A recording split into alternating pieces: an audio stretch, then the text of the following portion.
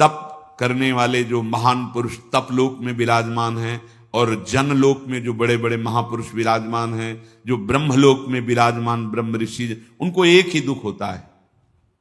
वो इस मृत्यु लोक के प्राणियों को भगवत विमुख देखकर दुखी होते हैं कि ये भजन करके हमसे भी ऊपर जा सकते हैं।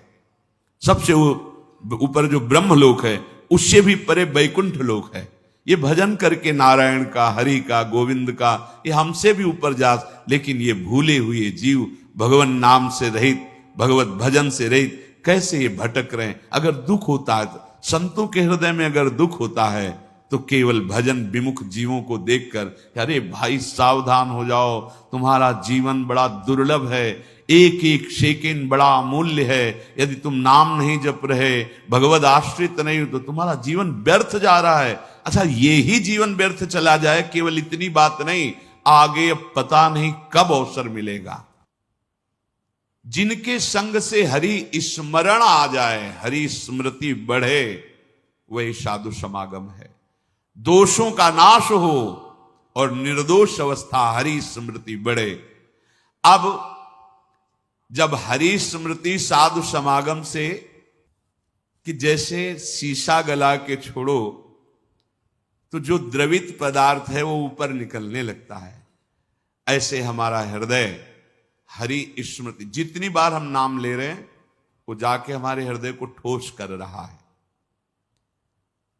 वृंदावने जलद जाल समाकुलायाम, पहले तो निर्विकारिता लाएगा नाम, अनर्थ की निवृत्ति, जिससे हमें दुख मिलता है उन कर्मों को नष्ट करेगा। ये दो चार माला की बात नहीं है।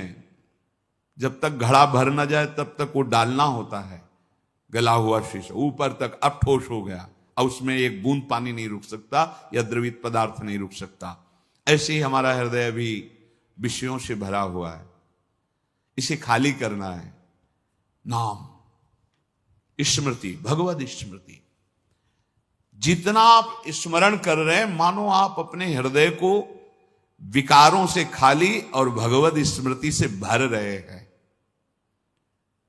समय लगेगा। इसीलिए पातंजल जी बहुत बड़े महापुरुष, महान योगी, महान ज्ञानी, तो उन्होंने लिखा है दीर्घ काल, शब्द लिखा है दीर्घ काल, निरंतर सत्कार सेवितो दृढ़ भूमि, बहुत काल तक आदर के साथ महत्व रख करके, इतना महत्व उसके सामने कुछ नहीं है, त्रिभुवन की राज्य लक्ष्मी भी नहीं है, ऐसा तुम्हें नाम प्रिय, नाम प्रिय तो कम से कम महत्व रख लो सुन के।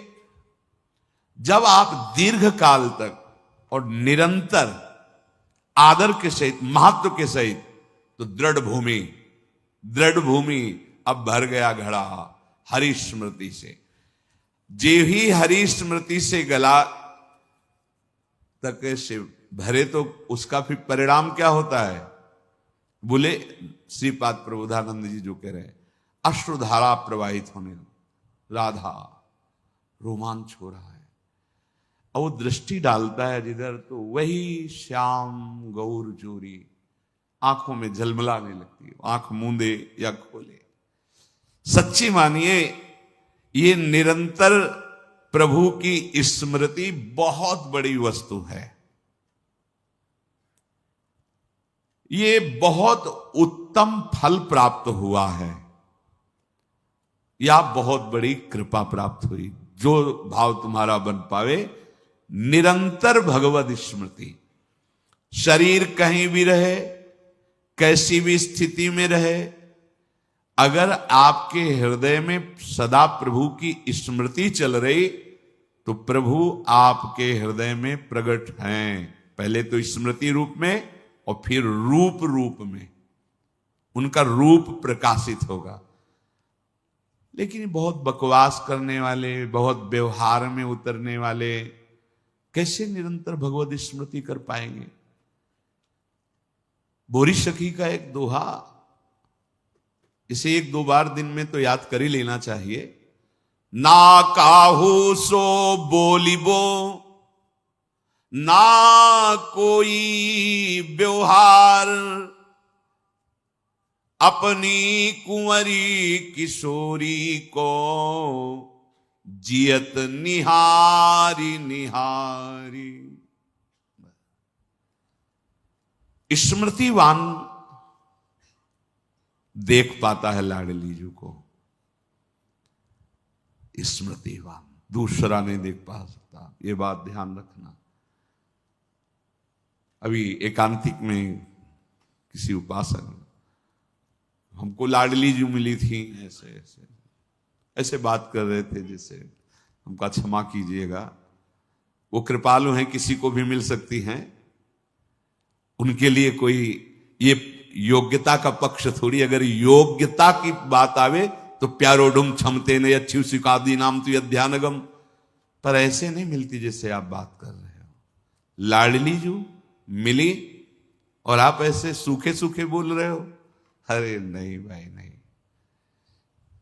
कह ही नहीं पाते।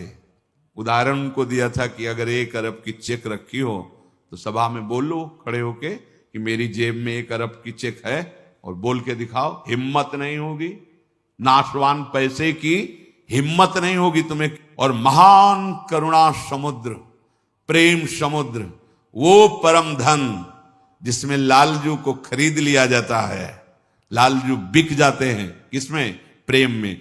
प्रेम समुद्र का सार रूप लाडली दिखाई दी और आपकी आंखों में आंसू नहीं, और आपकी हिम्मत पड़ गई।